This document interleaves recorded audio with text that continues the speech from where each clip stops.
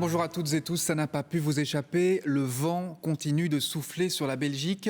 Après le passage de la tempête Louis, c'était hier soir et cette nuit, avec plus ou moins d'intensité en fonction des endroits.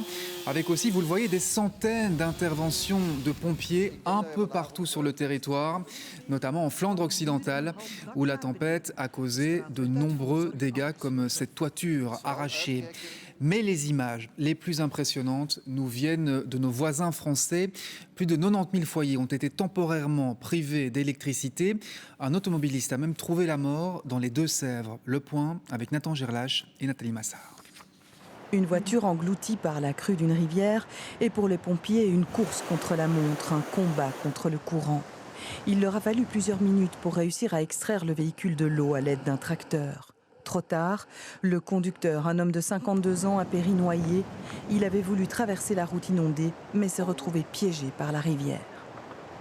La personne était probablement habituée à ce trajet et du coup s'est engagée. Donc là encore, le message est un message de vigilance, y compris lorsque vous connaissez le trajet et que vous pensez pouvoir évaluer la situation, le risque est réel.